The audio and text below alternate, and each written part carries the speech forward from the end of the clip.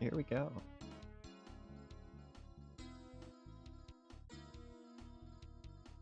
Dun dun dun dun dun dun dun dun dun dun dun dun dun dun dun dun.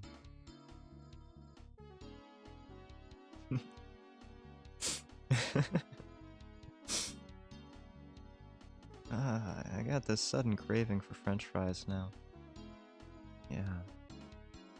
Like, none of you probably care about French fries. Oh wow. I got myself on my own ear here. We're gonna pause that. I don't want to listen to myself. Yeah,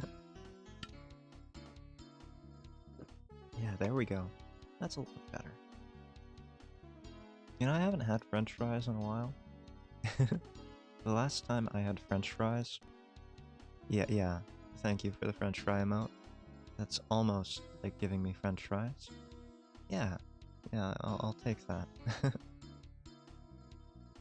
last time I had French fries was probably... I don't know, months ago now? Yeah. When I get, like, McDonald's food? You know what? If I'm already here, why don't I just undo the loading screen?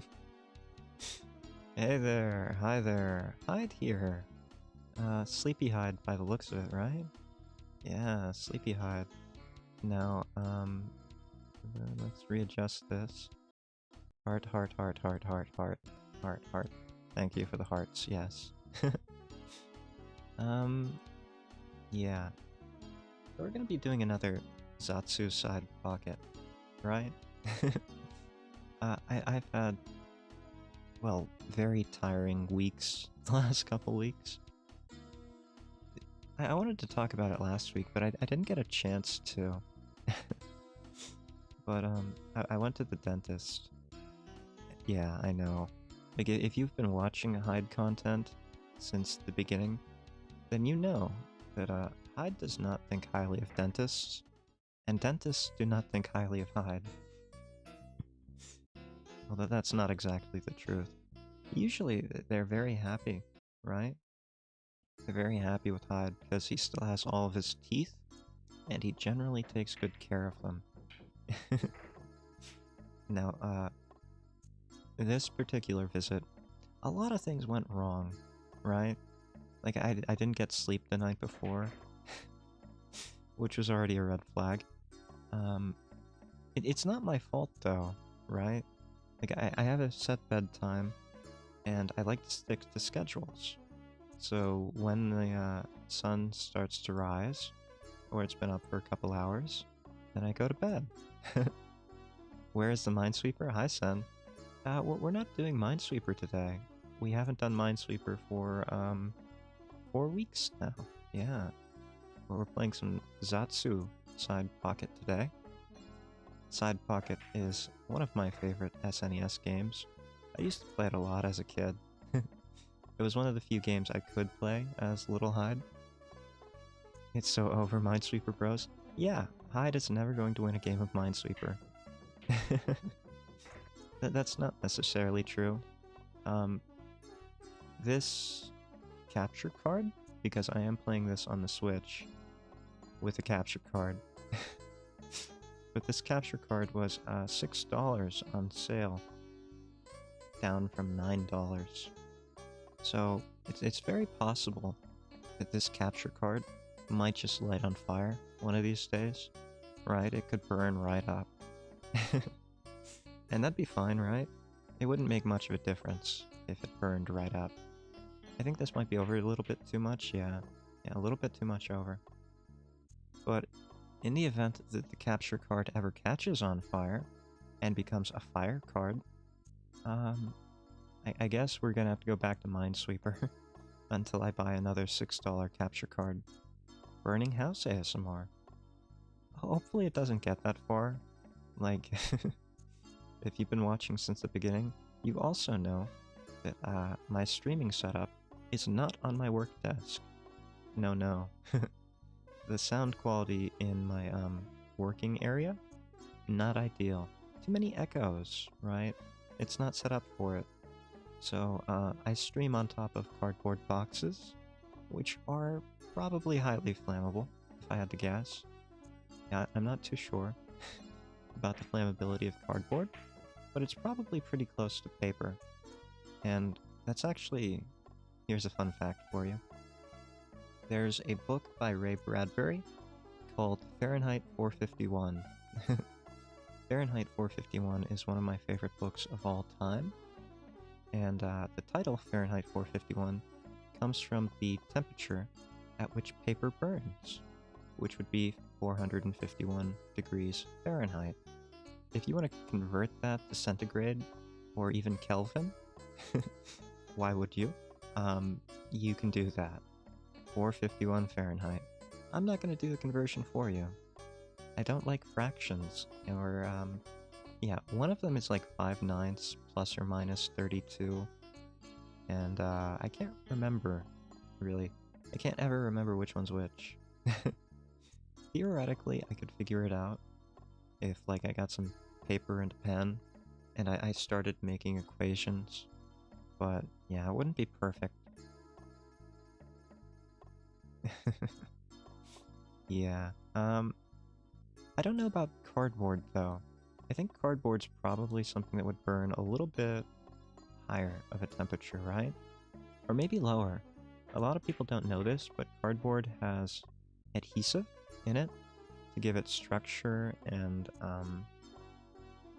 to give it structure and, like, have you ever taken apart a piece of cardboard?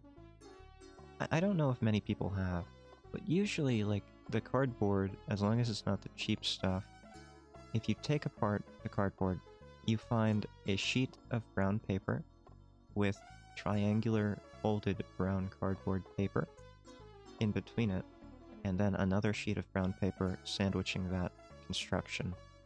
Those triangles actually give it shape and rigidity, which actually helps keep it maintaining its shape despite the weight. So, it's rather clever engineering, but I don't know whether the adhesive that holds that paper onto the little corrugations in the inner cardboard sandwich would be more or less flammable. I know they used to use horse glue, which sounds awful, but, you know, what can you do? Horses are cheap, and so are their hooves, right? You don't want to waste the hooves of a horse. Use whatever you can, right? I'm sure the horses would have wanted it that way. Yeah. Like, when I die, go ahead. Turn my body into glue for all I care. Unless, here's the kicker. I actually want to be fossilized when I die. I think that would be cool. So maybe I'll stick myself into some cement, or have someone stick myself into cement. Well, there's really only one way to do that if I want to do it myself, huh? The implications are not nice there, are they? No, they are not. Oh, that was so close. It's so hard to get these zone shots, these trick shots, right? Yeah, it's easy to sink a ball, but to make sure that you get it in the right pocket, you gotta use some math. And Hyde was never good at math. I think that should be pretty obvious. But we're also talking trigonometry and geometry here. Yeah. I think that off the bumpers, everything's supposed to be 90 degrees. But sometimes you get uneven bumpers in real life, and you don't quite get 90 degrees. Sometimes it's a little bit more or less. And that usually happens when you store your pool table in improper conditions. So I'm gonna call this, me not missing. No. The bumpers are warped because someone stored it in too humid a location. Yeah.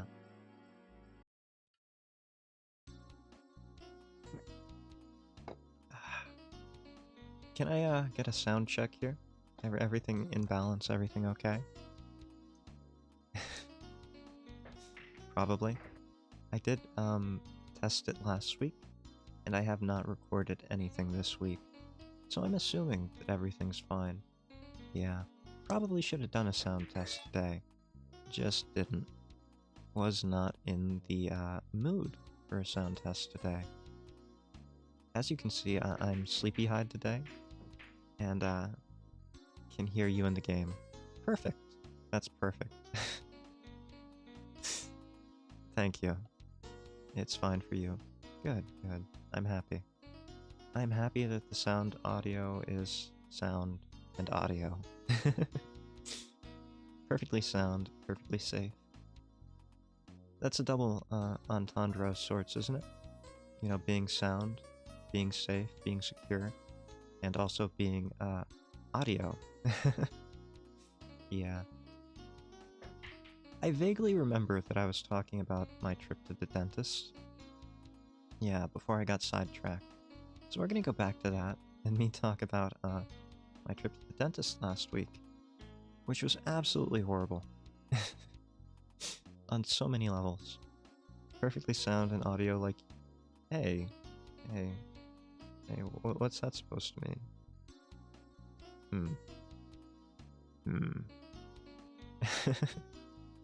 My mind is perfectly sound. All the doctors tell me so, every time they check it. Yeah, I've probably have more brain scans than most people in my life. A history of traumatic brain injuries. Perfectly fine. Yeah, no, I do have a history of brain trauma. Head injuries in general. Mostly it's just like superficial stuff. Got a lot of cool forehead scars. Those are fun, right? Yeah. Yeah, forehead scars. Only one that's pretty bad. The other ones are pretty much faded, so they would hardly be noticeable, I think. Yeah. Fun fact, like, the first model that I picked out for Hyde, he had scars on his head, too. And, that was very much intentional. I think he had one on the ridge of his nose. This model is, a bit cleaner. Yeah. Yeah. But that's fine. We're not talking about my history of, brain injuries. Not tonight. Not right now, at least, right? Yeah, probably not right now. We were supposed to be talking about my trip to the dentist. So, I scheduled my trip to the dentist for the afternoon, because, like a vampire, I go to sleep when the sun comes up, or shortly thereafter, right?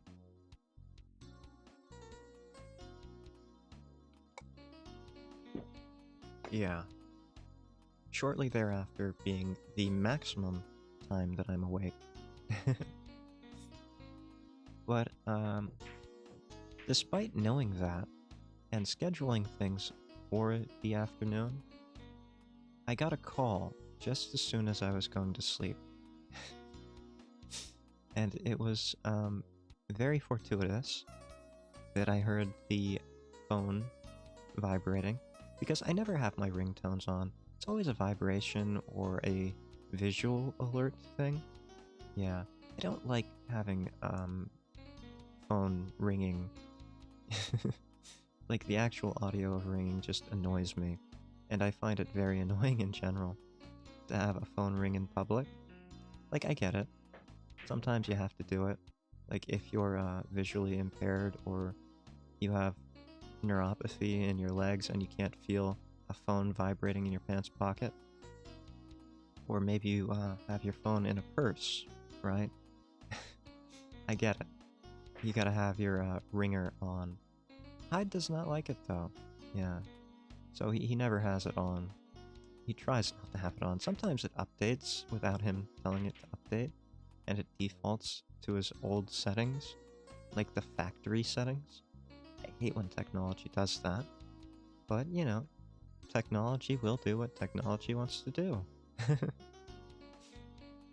Anyway, it was very fortuitous that as I was laying my head on my pillow, in a very sleepy state of mind, that I heard the vibration of my phone on my desk, which is where I put it. I look over, and whose number do I see but the dentist's? So I answer, thinking they're probably going to cancel my appointment, and I can sleep in again. But no, No, it was the opposite. They had a lot of cancellations because it had snowed that day. Ooh, you can't drive through 3 inches of snow. That'd be too dangerous, right? So they asked me if I could come in now. Not early, literally now. I thought that was insane. Like, you don't know what I was doing. I could have been asleep right now, right? Like, if I were a normal person, I would have probably been asleep. Okay, that's not true. If I were a normal person, the workday would probably started earlier.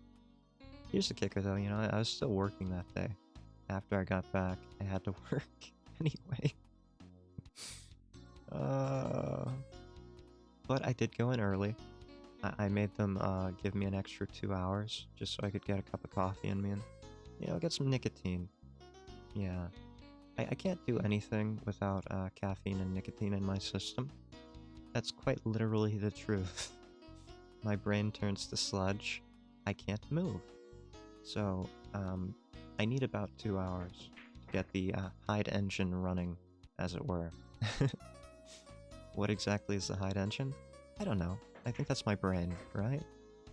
Yeah, let's say the brain is the Hyde engine, and it drives the Hyde body. Unfortunately, unlike usual, I did have a cavity starting. Probably because I've been smoking more as of late. So I am cutting back on smoking as well as trying to take better care of my teeth. Like, it's not anything that I haven't done except for flossing, but honestly, who flosses? Come on. Like, if there's something stuck in my teeth or gums, I will floss. Don't get me wrong. But flossing every day? No. No, I just brush carefully. And I haven't had a problem in 6 or 7 years doing that. Even this time, like, the cavity is not between my teeth. It's in the deep ridges of my mutant molars. Yeah, we could talk about that, right? Yeah, we could talk about how mutant my molars are. So apparently, I'm very blessed with deep molars. Yeah, very deeply grooved molars. And that is a genetic mutation of some sort, or some kind of advantage, I don't know what. Maybe grinding food? Yeah, grinding plant material? I don't know. But the backmost molars, I actually had those filled preemptively as a kid. Well, not as a kid, but as a young adult. I had them filled preemptively. So the grooves in my backmost molars are filled with ceramic, like dental ceramic. And we really should have done that with the ones slightly up, like the next ones in the row. But we didn't. I didn't. And I'm paying for that now. But it's been fine for like 6 years.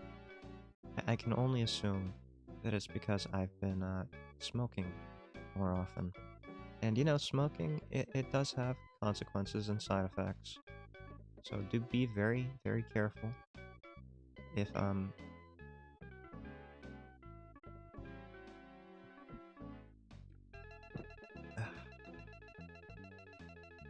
if you ever start smoking, do be very mindful of your oral health, right? You can get all kinds of nasty things, like upper respiratory illnesses are more common because it dries out your mouth, and then your mouth can store more bacteria, which means you're more likely to get dental caries and gingivitis and all of those things. So you do have to be very careful if you're a smoker. Yeah. And typically I try to be. And it's the truth. When I was a young adult, I didn't always try to be. And I had a few cavities, and I was like, yeah, I don't really enjoy that. So I've been really trying to take better care of my teeth. Probably the last decade and a half, I want to say. Yeah. And I've been doing a pretty good job, I think. Like, I always get compliments about my teeth, Yeah. It's not saying much. I don't want to say why, but it's not. But I have all of them, and for the most part, I have avoided getting dental caries, which is kind of unusual, given that I'm a smoker. I'd have expected to have a few more by now. Yeah. Anyway, the point of that story, maybe the lesson we learned here today, is, dentists can do whatever they want with your scheduling. You don't have a say in the matter. If they want to move you up in their schedule because other people have canceled, they can do that. And they will do that. And they'll make unreasonable demands towards you. Like saying, come in right now. And, then, if you were ever to say, oh, I can't come in today, they'll charge you a fee for canceling under 24 hours notice. Yeah. Yeah, that's happened to me before. Like, I've had to cancel, and it's been like last minute because I get sick and I don't feel like infecting them. Because again, smokers have a higher risk of upper respiratory illness. So if I get sick and I cancel on them, I do have to pay a cancellation fee.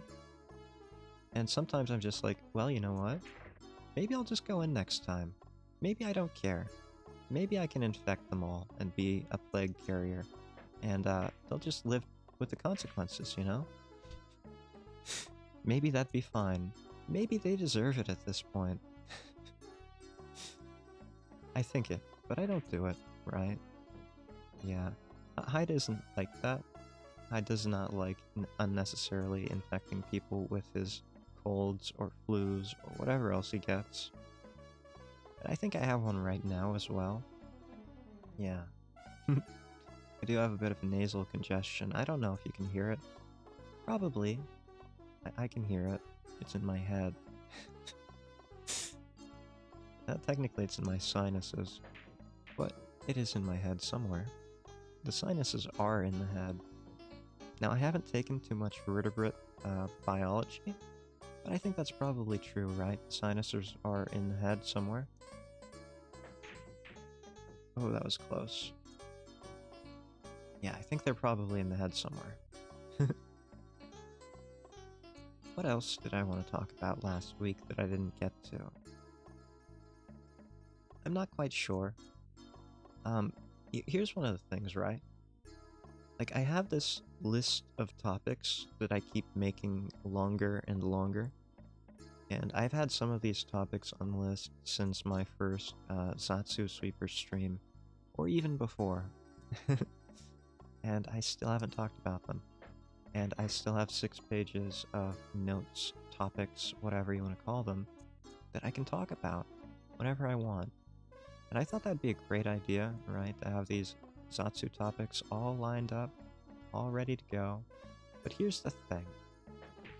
I don't remember why I wrote some of the things I wrote like 6 months ago, or however long it's been. Yeah? Yeah, I wrote them, and yeah, I think they're interesting topics.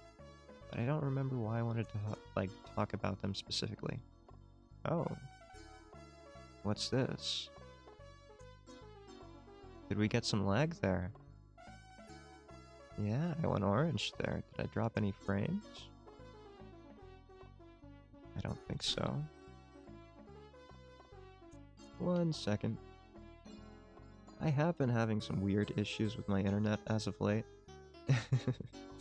Not ideal, really.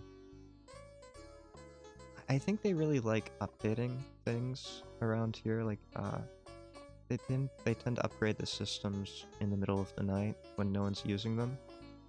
Unfortunately, like, I'm using them, right? So, I'd really prefer if they didn't do that. But it looks like we're fine now. Yeah. It looks like we're doing okay now. Do let me know if I start lagging out. That'd be less than ideal.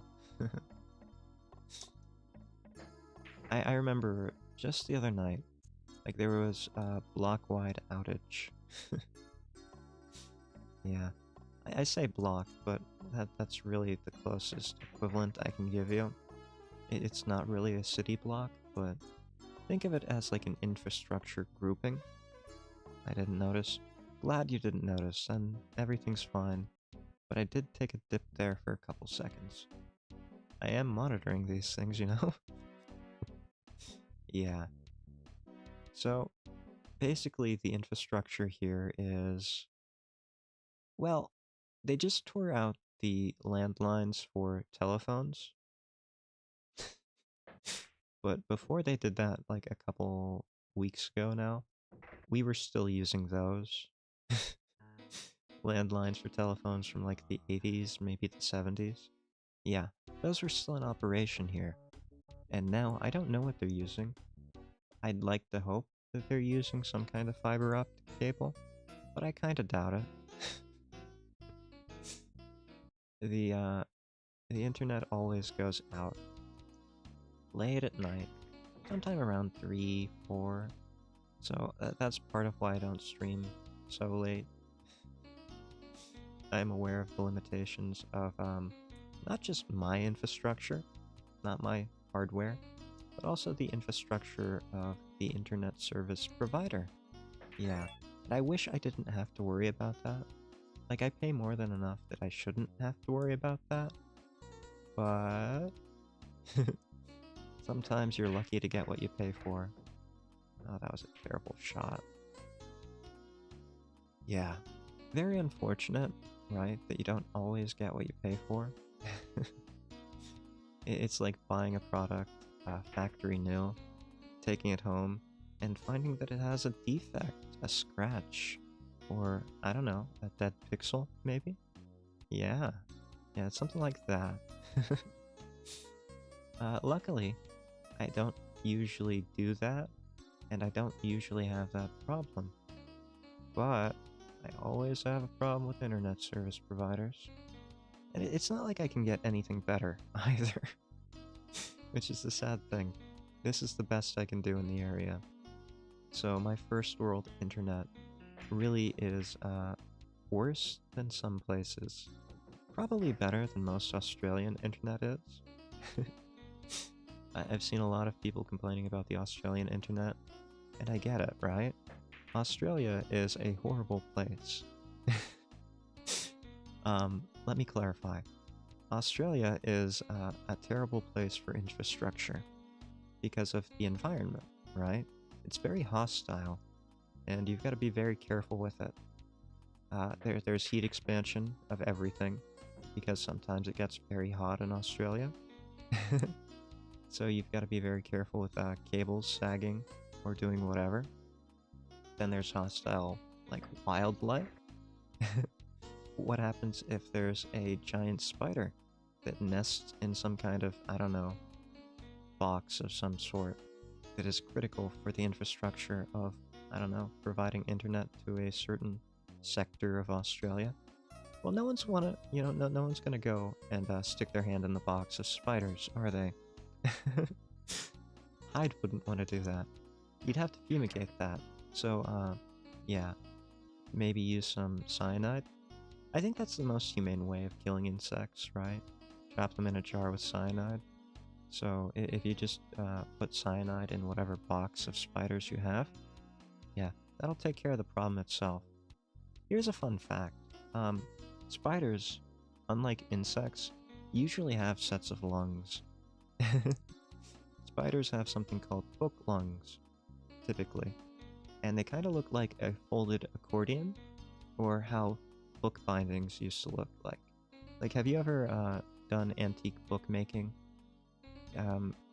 They're typically folded paper in its accordion style, and you have to cut the edges, and then you bind it. Well, not in that order, but that's the gist of it. So it's very, very much like that, a book lung. So they can actually breathe with lungs, whereas insects, they don't typically have lungs, which is great, because I think that'd be a lot creepier if they did. Like, I like insects, don't get me wrong. All kinds of invertebrates are fine with Hyde, but, yeah, if they had lungs, like a spider, I'd be very, not happy with it. Yeah, I don't think I'd enjoy having bugs that can breathe. Instead, what they do is they have these little openings in their thorax, usually, or the abdomen, and they're called spiracles. And they're direct diffusion points, so they open up, and then their fleshy tissues can exchange gases between their inside of their exoskeleton. So, yeah, the inside of their exoskeleton. That's not really an endoskeleton at that point, is it? No, it's just the inside of their crunchy bits. And I don't think they have blood either. They have open circulatory systems filled with, I think, hemolymph? Yeah. So not blood, but hemolymph, which is just like blood soup. This is kind of a gross topic, but it's interesting, right? Um, yeah. I am getting to the point here. Trust me, there is a point here about fumigation between spiders and insects. Remember, spiders have lungs. Insects do not typically. So, because they have these spiracles, these tiny little openings in their thorax or abdomen, they can directly diffuse gases between their internal juices and the atmosphere. That's why bugs could get so big when there was more oxygen in the atmosphere. Partially. Partially. I don't want to say that's the only reason. Because it isn't. It isn't the only reason. But it is one of the big reasons. If there is more oxygen in the atmosphere, that means direct gaseous diffusion would be much easier, right? Because concentrations tend to go from high to low, just like pressure. Yeah, if there's a high pressure environment, think of a balloon. A balloon is technically a high pressure environment, right? Or at least higher pressure. Because you have forces on the inside trying to get out. Yeah, that's what expands the balloon when you blow into it. And the more you blow into it, the more you pressurize the internal system. Yeah.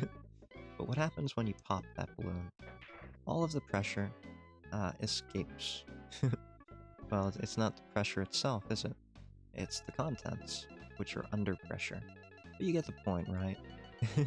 They're flowing from a higher pressure environment to a lower one at a very rapid pace. That's essentially what happens with direct chemical diffusion, or direct gaseous diffusion here in the case of spiracles and, you know, oxygen exchanges in insects.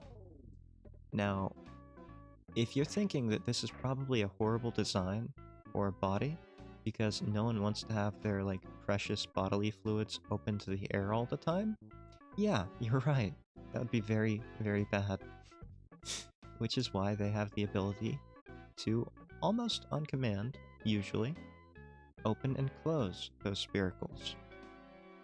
So they have adapted for things like forest fires, or very, like, sediment-rich environments, so that they can close those so the contaminants don't get inside of their bodies. So, if we go back to our original example of poisoning a spider through fumigation, you'll now see why that's a bad idea for insects, because they can live in a fumigated environment for much longer, and they might be able to escape it, in fact. But that's why it's so hard to exterminate things like cockroaches, because, yeah, they're very resistant to fumigant poisons, or aerosolized poisons too. Yeah. Any kind of poison delivered by the atmosphere, as it were.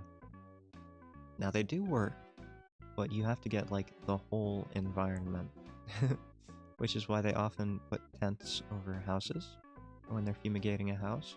That's to keep everything in, so that there is no way that, you know, anything can escape. They have to breathe in the poison eventually. Now, it's not the case with spiders, because again, they have lungs. That's the point of that story. So maybe the moral of the story that we learned today is that spiders have lungs. Yeah. I really didn't want to talk about spider lungs for so long. But I am fascinated by... Oh, that was a great shot. Why didn't that go in? I am fascinated by invertebrate biology, but mostly specific ones. I'm not an expert entomologist. I don't even know the etymology of entomology. Probably Latin, if I had to guess.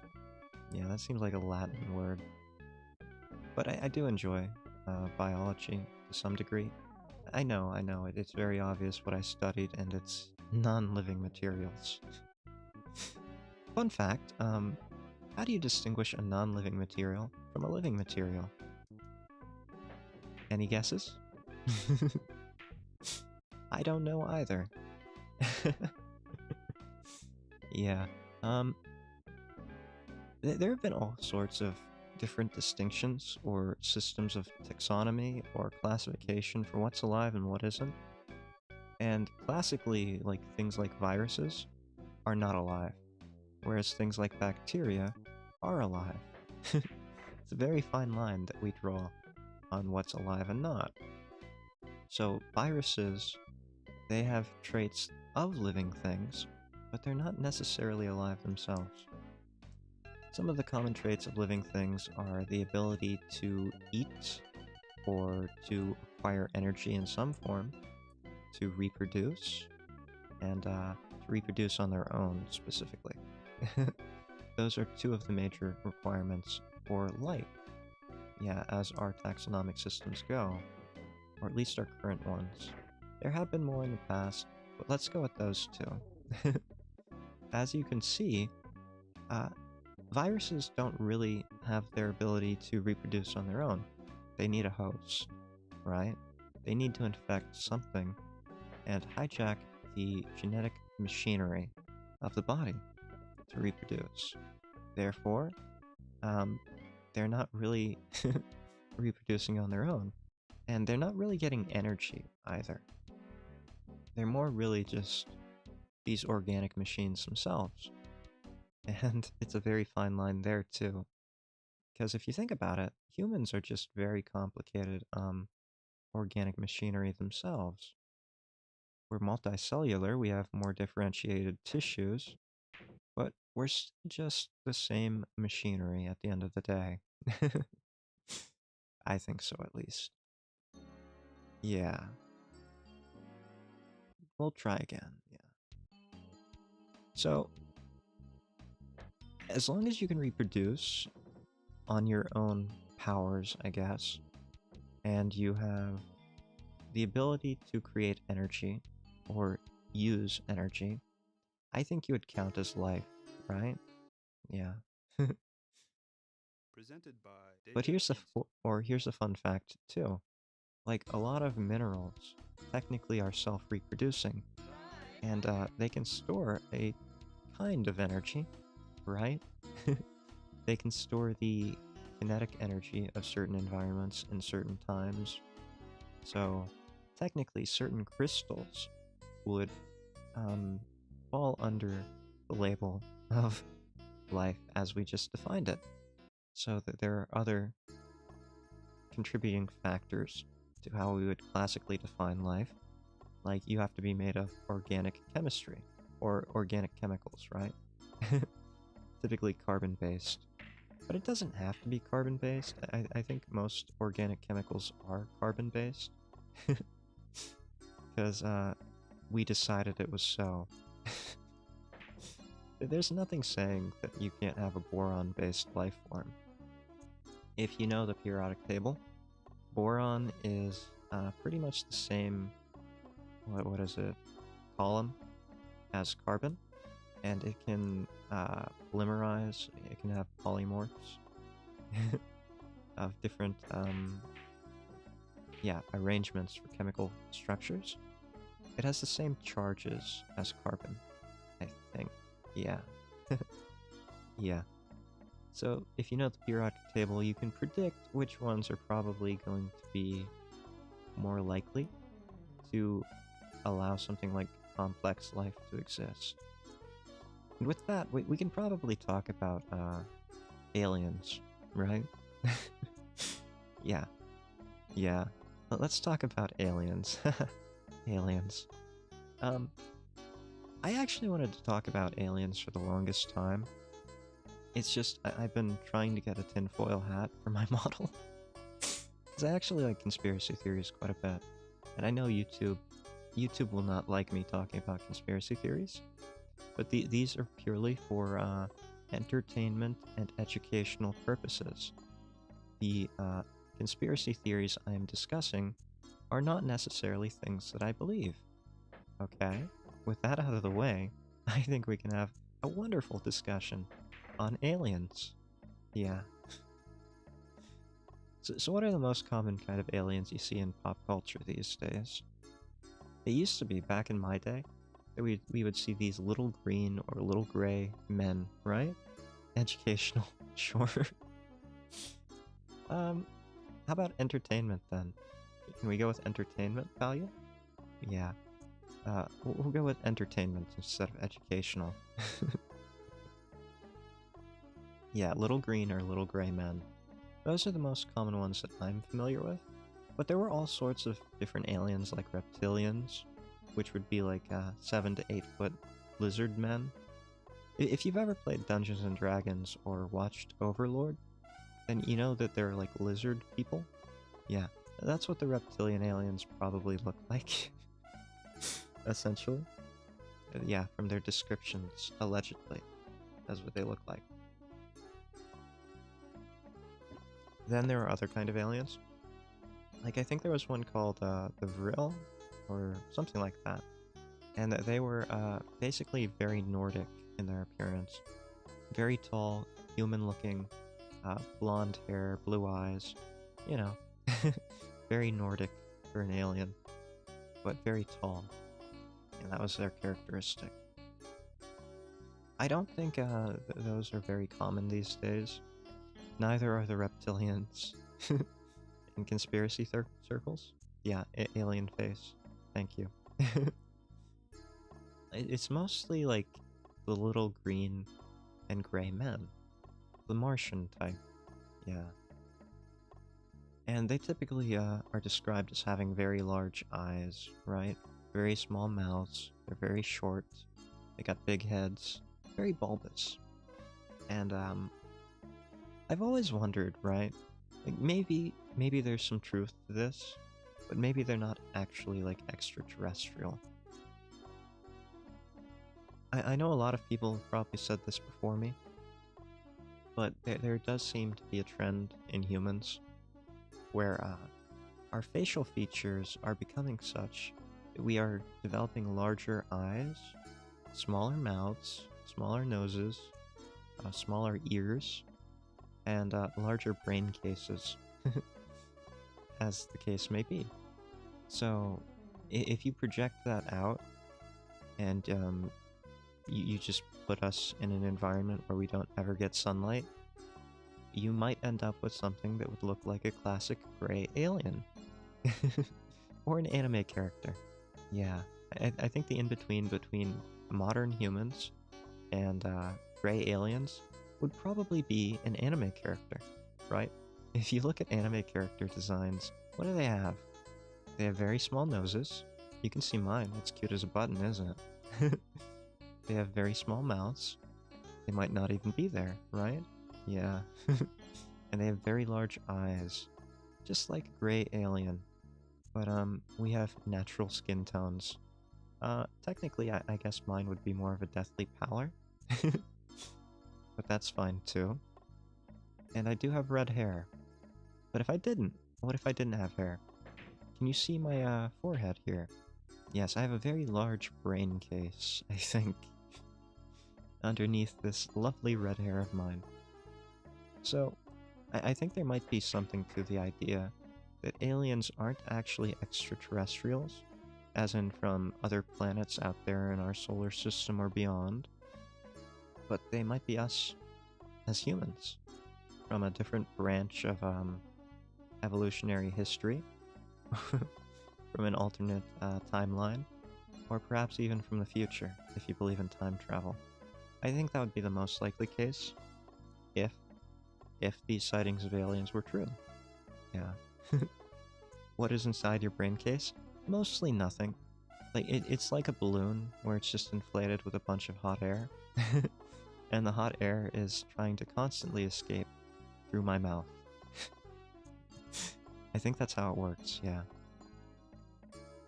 So, yeah. Unfortunately, you have to deal with the hot air escaping from my brain case into the atmosphere. Yeah. I do like the idea, though, and I'm not the first one to suggest it, that, gray aliens especially are humans from the future. I don't think that time is what we think it is. This might be a bit crazy, and I am talking about things which I absolutely don't understand, but I don't think anyone actually understands time, so I think we're all on even footing here. Yeah, I'm gonna get a bit crazy tonight. Yeah, in fact, I'm gonna get very crazy tonight. We're gonna talk about time. Now, Hyde, he doesn't believe that time is linear. No, no. Time is more, three-dimensional in its structure, I think. Yeah, it's a fabric. But it's not like, just a temporal dimension. Like, even Einstein was kind of waffling about whether it was a temporal dimension or whether it was a spatial dimension like length, width, and height. That's kind of what special relativity is about, kind of, yeah, I think. From my understanding of his philosophy, as it were. I think that was what he was going for, yeah. That, time is sort of both a temporal dimension and a spatial one, and it kind of forms a network with the other spatial dimensions. But I'm gonna get crazier than that. I don't think that goes far enough. I think space, or time, is itself a multi-dimensional concept, or thing, right? Yeah. So I want you to imagine that you have your typical timeline from event A to event B. Now, time for us as subjective experiencers only goes in one direction, right? It goes forward. You start at event A, and you end up at event B. But time could also go from event B to event A, right? There's no reason why it couldn't. It's just that we're experiencing from A to B instead of from B to A, right? But what if it wasn't so linear as it appears, right? Have any of you ever read the book Flatland? Yeah, Flatland was written by a mathematician who was trying to explain how three-dimensional spaces or three-dimensional objects would look in a two-dimensional plane. And it's a romance story, I know. I know people don't really read romance stories about geometry, but maybe they should. Maybe they should. I do think Flatland has a lot to say about that. But the basic concept of Flatland is that if you had a three-dimensional object and you passed it through a two-dimensional plane, you would get a bunch of two-dimensional slices of that object. And as it passed through, the slices would change over time, right? So say you put a sphere in there, and the first thing that you would see would be like the first point of a sphere. So it'd be like a very small circle. And then as the sphere, the sphere went further into the plane, you would get larger and larger slices until you got to the midpoint, which is typically the thickest, most radial distance, I guess, yeah, of the three-dimensional object. That sounds about right, right? And if you keep going from that point on, the circles would again get smaller and smaller. So that would be how a three-dimensional object would look through a two-dimensional plane as it passed through. Purely theoretical, mind you, but very much logical. Yeah. And if you want to add the dimension of the temporal dimension in that, then you would see the circles going from small to big to small. So that would be a 4-dimensional representation, or a 2-dimensional representation of a 4-dimensional phenomenon. Yeah, because you have a 3-dimensional object going through the dimension of time as well. Fascinating, right? So now with that understanding, I want you to think about we as humans, what dimensionality are we as humans? Are we 3-dimensional? Are we 4-dimensional? Right? Like, we have height, we have width, we have length. And we also have a concept of time. And whether or not time exists, we do have a concept for it. We can argue that later, whether it exists or not at all. But Hyde likes to think that we're 4th-dimensional limited creatures, right? Yeah. We are very limited in our 4-dimensionality. But we do have height, we do have width, we do have length, and we do have time. We just experience time in a very linear fashion, whether or not it is truly linear or not. Yeah, whether or not it's truly linear or not. Bit redundant. But I think you're starting to see where I'm going with this, right? Yeah. What if we are the 2-dimensional shape that is experiencing time, which is more of a 3-dimensional sphere? What if we're stuck in the limited 4th dimension, and there's more dimensionality to time than we can ever experience? You mean you're not 2D? Plead the 5th? No comment. Like, there are parts of me which are 2D, right? If you want to get really technical, like, I might be 0-dimensionality, right? Like, what's a person? A person isn't their body, is it? No. A person isn't really their body at all. Should I tangent about what a person is or not? I don't know if I'm qualified to speak on what a person is. Like, there are definitely people out there who would tell me, you really shouldn't be talking about things that you don't understand, that you have no experience with. And maybe this is one of them. Maybe talking about what it means to be human is one of them. Yeah, could be. I don't think we can get that. Maybe off of a ricochet here. Nope. Well, that was a good try. So, I guess we can talk, instead of the dimensionality of time, which I wasn't really planning on talking about either, we'll talk about what it means to be a human. Despite my limitations on understanding what it means to be a human in the first place.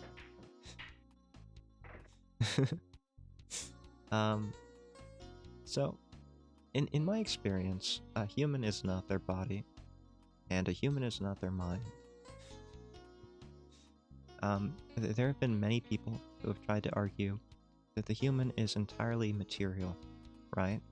That they are a brain, and that's all they are.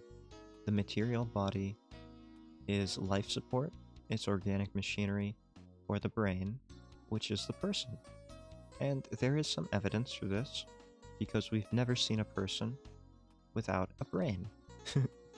And you could argue that we've never seen any kind of consciousness without a brain, although you'd have to have a very loose definition of what a brain is before I would even entertain that argument. I don't think you need organics for it to be a brain. I think silicon would probably work just as well. But that's a story for another day, I guess, too.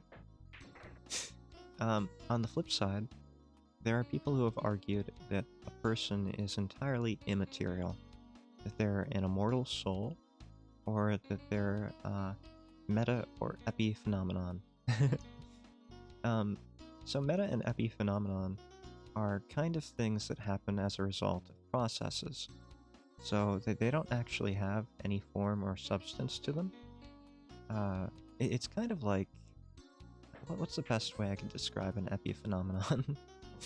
I think consciousness is probably the best example for me, but if you're trying to describe the phenomenon of it itself, well, it's an emergent property that exists because of the system variables, as it were. So, an epiphenomenon might be something like a certain irrigation canal. Yeah, let's go with an irrigation canal. And it has these watery tributaries that branch off of it. And because it rains, it fills up, and these tributaries fill up, and then water flows out a certain way. But the water itself didn't really have any kind of intentionality in that. It's just a process that results from the necessary or inherent variables of the system. Yeah, something like that. That's not quite right, but if you understand that it's an emergent property that has to, well, not has to, but it does exist because of the inherent properties of, say, like an irrigation canal, then that's kind of the right idea. Yeah. I'm not really one to be talking about the epiphenomenon side of things. Although I do think that's probably more true than the purely material side of things. Yeah. I don't think that humans are necessarily one or the other, and I really don't think they're either. Whatever humans are, I don't think we know. I don't think we're either of those things, and I don't think we'll ever really know what we are. And that's fine too. Like, a lot of people have tried to argue what it means to be human, and there's like the Platonic ideal of what a human is, there's the Aristotelian ideal of what a human is. Was it Plato who said, behold, here is... No, that was Diogenes. Right, okay. So there's an apocryphal story about the philosopher Plato, I think. Or was it Socrates? It was either Plato or Socrates. And he was talking in the public forum about what it means to be a human. And he basically said that humans are bipedal, bipedal, featherless creatures. Bipedal, featherless organisms. That was his definition of what it meant to be human. And the Greek cynic Diogenes, who is pretty well known these days, but he didn't used to be. Like, he's kind of a crazy man. But yeah, I'm glad that he's getting more recognition in modern times. Diogenes was one of the first cynics, or at least one of the best known ancient Greek cynics. And what he did in response to that little speech was he plucked the feathers from a chicken and he held it up in front of the people and said, "Behold, here is Plato's or Socrates' man." Yeah. And I think that really goes to show just how very simple the human definitions of what it means to be human can be, and how very easy it is to find exceptions to them. So I'm very reluctant to give a definition of what a human is in the first place. And Aristotle's definition of man was a lot more interesting, but one I agree with to a certain extent, but disagree with entirely. I'll get to that. But let's talk about that, sure. Aristotle's definition of man, or at least classification of man, was that man was the rational animal. Rational being logical. He thought that humans were the only animal capable of logic, or rational thought. And if you have very narrow definitions of what it means to be rational, I might agree with you, but he didn't. And I might be playing with words a bit too much, But I kind of disagree with that thought entirely. I think humans are the most irrational animal out there. Yeah. I don't think you can find anything more irrational in nature. And here is the crux of my issue. I am operationalizing my term. Anything rational is something which is beneficial to the organism or its ability to reproduce. That is my definition of rational. It's a very strange definition of rationality, but I think it's the most rational one. Yeah, yes, it is definitely beneficial to me.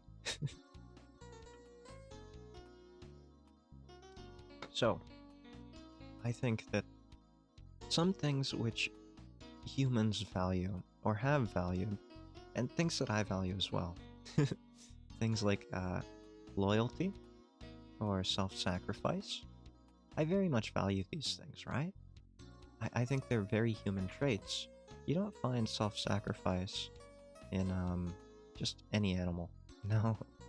At most, you'll find like a mother animal protecting the young, but there are still like arguments that that's protecting your genes, right? So that's not really self-sacrifice. It is. It is. You're still, or a lion self is sacrificing itself for like the cub's self, but it's also sacrificing itself for the prolonged existence of its genes. So there are arguments whether that's self-sacrifice or not. I don't think it is. I don't think it counts. I mean, you could maybe sway me on that, but I don't think it does. It's not the same thing as in a war. Say there's a soldier and there's a grenade thrown in a trench. So there have been many stories of soldiers jumping on grenades to protect their battle buddies, or their trench companions, as it were. You can use whatever terms you want. But yeah, that's true self-sacrifice to me, right? Because it's not preserving the self in any means at all. It's very much not preserving the self. It is sacrificing the self in every single way. And you're not preventing, like, your genes from going extinct or anything. At best, you're saving friends. So you might be saving a tribe, but I don't think that's really a rational matter either. Because there are plenty of organisms that live without tribes. So I think that's purely irrational to sacrifice yourself for others. Now here again, I do not say that that is a bad thing. I highly value the the idea of self-sacrifice. I highly value the act of self-sacrifice. But I do not think it's rational. Same with loyalty, right? Like, if you have monogamy in relationships and humans, that kinda limits the ability for an organism to spread its genes, which means it's disadvantageous for the animal. And to me, that makes it irrational. Whether, I would probably say that I don't value, I don't value the idea of spreading your genes at the cost of that. I do value loyalty, and, yeah. So I do think, it's irrational, though, because it is limiting your ability to spread genes. Pool's chill? Yeah, it is pretty chill unless you're, betting on it. It is very hard to get into pool sometimes, because the cost of entry is very high, right, isn't it? Yeah. Pool tables cost a couple grand. They're usually made of slate with felt on top, and then they have these wood bumpers. And they have to be made to exact specifications to allow for balls to roll over them properly. And even refelting the top can cost hundreds of dollars. So it is not a cheap hobby to get into. It's not a cheap game to learn. If you're not blessed with having a pool hall or a family with a pool table, you might never play it in your life. which is a real shame, right? Because I think it is a fun game, and it is pretty chill, unless you're playing for money. Like, full disclosure, when I was playing against my family, it was always for money. They insisted that we would play for money, because it would make the game more interesting. And it kinda did, right? Like, it was never much money. It was always, like, quarters, or dollars, or something small. But it was for money, and there were stakes. And it did kind of feel like there was more on the line. So it did feel like it mattered more, right? Like, you got more into it.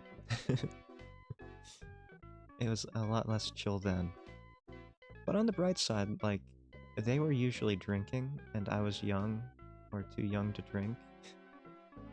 So I had the advantage, even if I didn't have the advantage of experience. Yeah. I had the advantage of steady hands, which is something I don't have these days. My hands are a lot less steady than they used to be. Very unfortunate, but when you start drinking caffeine, and you start smoking and you get nicotine in your body, yeah, things stop being so steady as they used to be. It isn't terrible, by any metric, but it also isn't ideal for pool. Yeah. What was I talking about? Oh, Aristotle's definition of man. I think we're gonna be ending here soon, but maybe a little bit more on Aristotle. Yeah. So Aristotle said, man is the rational animal, and I've been arguing that man is really very irrational, and it's our capacity for irrationality that makes us unique as animals. I'm not saying that other animals don't have things like self-sacrifice. I'm not gonna make that argument. You can make it if you want, and I'd probably agree with you, but I'm not gonna make that argument. I'll let other people do that for me, and I'll just be fine saying I think humans are very irrational, and that they do a lot of things, and they value a lot of things which do not allow for self-preservation or the reproduction of their genes. In a naturalistic sense, they are highly irrational animals. Perhaps one of the most irrational animals. Oh, oh, did you see that? I got robbed. So yeah, I don't agree with the Aristotelian definition of what a man is either, or what a human is. Game over. Yeah, I think that's gonna be it for today. I didn't really discuss what I think humans are, because I'm not quite sure. Personally, I will give you a brief explanation of what I do believe, because I think it would be very unsatisfying if I didn't, right? Yeah, I think so. So I am an experientialist, and like those who believe that humanity is a matter of epiphenomenon, or metaphenomenon, or emergent properties, as you might say, I think that humans are themselves a collection of experiences. So, sensory experiences and their derivatives. The derivatives of sensory experiences would be something like memories. And I say they're derivatives because they're not the direct sensory experiences, and memories themselves are not infallible. They can be altered, they can be created, they can be destroyed and forgotten. So they're not really constant. They're also not concrete. So my definition of the self is something that is very much in flux. It's always changing, which is both an opportunity and a curse. Yeah, isn't that a happy thought? There's nothing essential to yourself. It's always changing, and you get to change it if you want to, I think. With that, I think that's it for today. I very much enjoyed it, yeah. It did not go the direction that I wanted things to go, I wasn't thinking about talking about some of the things I talked about, like what is humanity, but I had a lot of fun. Yeah, so I appreciate you all coming here, saying hi, listening to me ramble about aliens and anime characters who are the in-between of humans and aliens. But I think this is about it. Yeah. So with that, Hyde loves you all. See you next time. Hyde out. Thanks for coming.